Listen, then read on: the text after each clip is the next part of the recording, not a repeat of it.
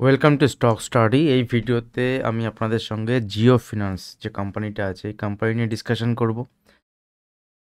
এর গতকাল মানে 17th জানুয়ারি এর রেজাল্ট এসছে, Q3 রেজাল্ট মানে Q3 রেজাল্ট এসছে। রেজাল্ট আসার পরে রেজাল্ট নিয়ে একটু অ্যানালিসিস করব এবং এর সঙ্গে সঙ্গে স্টকটি নিয়ে যে লেভেলে আছে এই লেভেল থেকে কেমন প্ল্যান করা যেতে পারে আমি আমার সম্পূর্ণ ব্যক্তিগত মতামত আপনাদের সঙ্গে শেয়ার করব। কোনো বাইং সেলিং রিকমেন্ডেশন কিছু থাকবে না, জাস্ট অ্যানালিসিস পারপাস। খুব ভালো একটা স্টক এবং রিটেল এখানে অনেকেই এই স্টক নিয়েছেন এবং আগামী দিনে এই স্টকটি ভালো পারফর্ম করতে পারেন এরকম আশা অনেকেই করছেন, আমিও একটা সময় করেছিলাম এবং এখনও আমার ভিউ এই স্টকে পজিটিভ। স্টকে যদি আমরা দেখি জিও যে ফিনান্সিয়াল সার্ভিসেস, এটা রিলায়েন্সের একটা কোম্পানি এবং রিলায়েন্সের প্রথম ডিলিস্টিং হয়, তারপরে নতুন কোম্পানি ফর্ম হয়, স্টক মার্কেটে আসে। যারা কাছে রিলায়েন্স ছিল তারা একটা পার্ট এখান থেকে পেয়েছে এবং এখনও পর্যন্ত কোম্পানি যদি আমরা দেখি কোম্পানির এখনও পর্যন্ত বিজনেস কিছু নেই, সেইভাবে এখনও কিছু বিজনেস তৈরি হয়নি, প্রসেসিং চলছে, একটা কাজ চলছে। তো জিও ফিনান্সিয়াল সার্ভিসের যদি মার্কেট ক্যাপিটাল দেখি 1,77,257 টাকা, 1,77,277, 257 crore, ঠিক আছে। কারেন্ট যদি ভ্যালু দেখি 280 টাকা, 279 টাকার কাছাকাছি। স্টকের পি ভ্যালু একটু বেশি, 110-এর কাছাকাছি। বুক ভ্যালু 216 এবং স্টকের যদি ইন্ডাস্ট্রি পি দেখি, দেখুন স্টকের পি হচ্ছে 110 আর ইন্ডাস্ট্রি পি হচ্ছে 22, মানে ওভার ভ্যালুয়েশন একটা স্টক। তো লাস্ট 3 বছরের যদি আমরা এভারেজ পি দেখি তার থেকে কিন্তু স্টকের পি এখন 110 কম।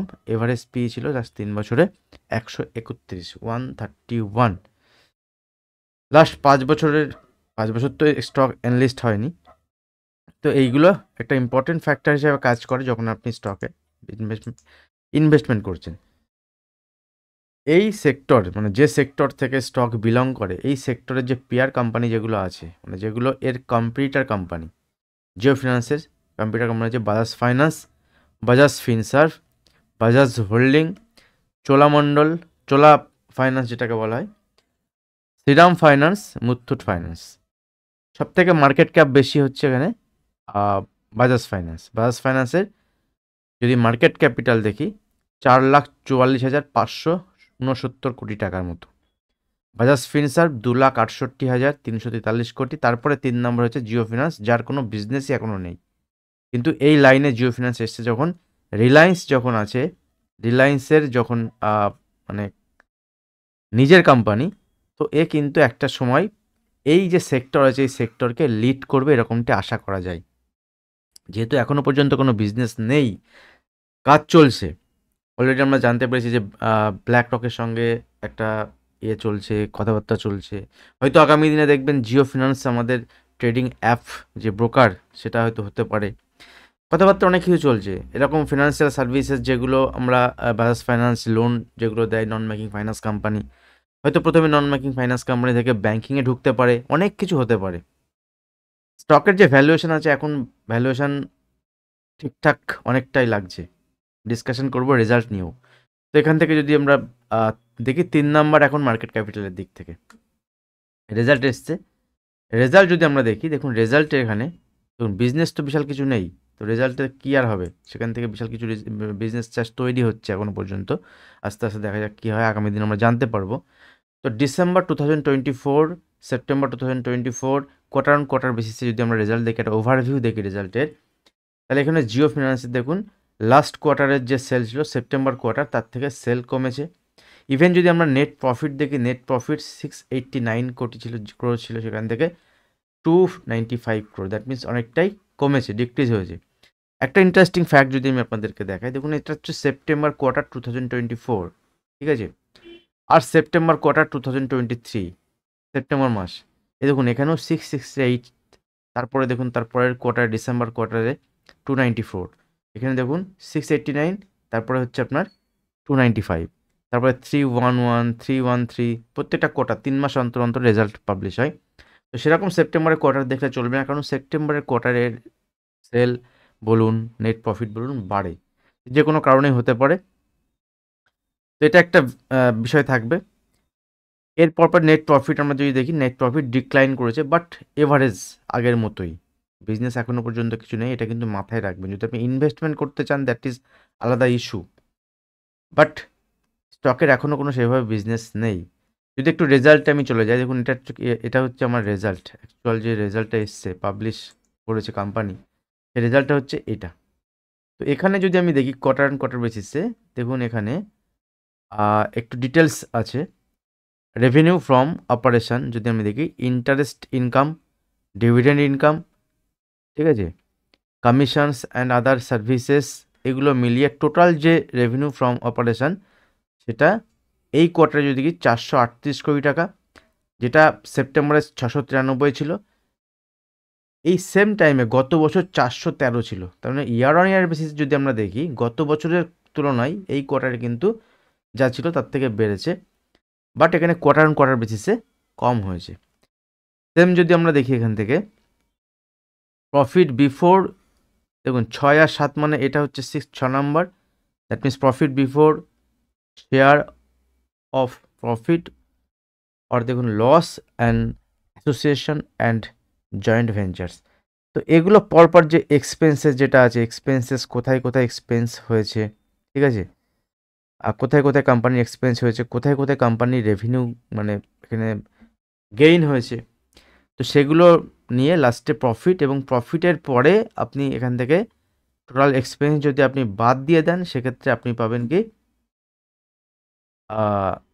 টোটাল যে ইনকাম তার থেকে ওই টোটাল এক্সপেন্স বাদ দিয়ে দেন, দেন আপনি পাবেন কি প্রফিট, এবং এই প্রফিটের পরে আপনাকে দিতে হবে ট্যাক্স। তো প্রফিট বিফোর ট্যাক্স হয়, প্রফিট আফটার ট্যাক্স, এই দুটো জিনিস কিন্তু হয়। তো টোটাল ট্যাক্স এক্সপেন্স কত, সেগুলোর পরে এখান থেকে আপনি দেখতে পারবেন যে অ্যাকচুয়ালি আপনার এই কোয়ার্টারে যে প্রফিট হয়েছে, নেট প্রফিট, নেট প্রফিট দেখুন এখান থেকে টোটাল আদার ইনকাম যেগুলো আছে, টোটাল আদার ইনকাম, সবগুলো মিলিয়ে মিশিয়ে যদি আমি দেখি, দেখুন এখানে other equal expenditure, earning per share, EPS, EPS এখানে যদি আমরা দেখি কোয়ার্টার অন কোয়ার্টার বেসিসে তো কমেছে, ইপিএসও কমেছে। এবং যদি লাস্ট ইয়ারের থেকে ডিসেম্বর দেখি, দেখুন এটা হচ্ছে লাস্ট ইয়ার ডিসেম্বর, এটার থেকে ইপিএস একই রকম আছে। কেন আছে আমি চার্টে আপনাদেরকে দেখাবো, ঠিক আছে। আর্নিং পার শেয়ার, শেয়ার থেকে কত আর্নিং হয়েছে, একই রকম আছে, কিছু বাড়েনি কিছু কমেনি। তো এই হচ্ছে জিও ফিনান্সিয়াল সার্ভিসের একটা ছোট্ট রেজাল্ট, কারণ এর যেহেতু কাজকর্ম তেমন কিছু এখনও নেই, সেজন্য বিশাল কিছু রেজাল্টে কিছু নেই। এবার আসি কোম্পানির, তাহলে আমরা কী জিনিস জানলাম এখান থেকে, যে কোম্পানির যে মার্কেট ক্যাপ যদি আমরা নন ব্যাঙ্কিং ফাইন্যান্স কোম্পানির যে মার্কেট ক্যাপ যেগুলো আছে, সেই মার্কেট ক্যাপের তুলনায় এ 3 নম্বরে আছে, বাট এখনও পর্যন্ত বিজনেস কিন্তু সেভাবে কিছু নেই, যেহেতু নতুন কোম্পানি, বাট এটা রিলায়েন্সের কোম্পানি, এটা কিন্তু মাথায় থাকবে, ঠিক আছে। তো এই সব মিলিয়ে যদি আমাদের এখানে এবারের ইনকাম যদি আমরা দেখি, তাহলে 377 কোটি টাকা বা 295 কোটি টাকার মতো এখান থেকে কোম্পানি, দেখুন প্রফিট, এই যে প্রফিট ফর দ্য পিরিয়ড, এই যে এটা 294.78, ঠিক আছে, 294.78, এটা হচ্ছে কোম্পানির অ্যাকচুয়ালি নেট প্রফিট হয়েছে। তো প্রফিট লস চিন্তা করে লাভ নেই, আমি যদি স্টকের চার্ট দেখাই যে কোথায় এখন এই স্টকটি আছে, আবারও বলছি কোনো বাইং সেলিং কিন্তু আমার এখান থেকে নেবেন না। যখন আপনি কাজ করবেন, আপনার ফাইন্যান্সিয়াল অ্যাডভাইজারের সঙ্গে কথা বলে কাজ করুন, অথবা নিজের অ্যানালাইসিস নিজে করার পরে সেখান থেকে ডিসিশন নিন। জিও ফিনান্সিয়াল সার্ভিস যখন কোম্পানি এনলিস্ট হয় শেয়ার মার্কেটে, সেই ডেটটা ছিল 21শে আগস্ট 2023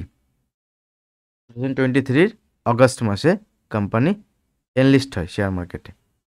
শেয়ার মার্কেটে এনলিস্ট হওয়ার পরে কোম্পানি এখান থেকে দেখুন নিচে আসে, ফার্দার যে লেভেলে কোম্পানি এনলিস্ট হয়েছিল এই 260-62 কাছে, সেখানে এসে সেখান থেকে আবার ফল হয়, এবং এখান থেকে যখন ব্রেকআউট দেয় স্টক 260-62 লেভেল, আমি আপনাদের সঙ্গে সেভারাল টাইমে এখানে ভিডিও বানিয়েছিলাম সেই সময়ে, এবং সেখান থেকে স্টকের একটা লম্বা র্যালি আমরা দেখেছি 394 পর্যন্ত।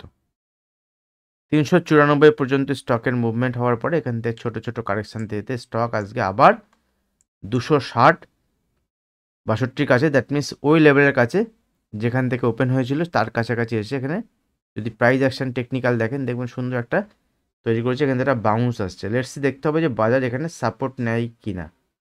দেখুন এখান থেকে আমি পার্সোনালি জিও ফিনান্সের কথা যদি বলি, সেক্ষেত্রে আমি ছোট ছোট কোয়ান্টিটিতে এখানে বাইংয়ের অপরচুনিটি দেখব আগামী দিনে ইনভেস্টমেন্ট পারপাস।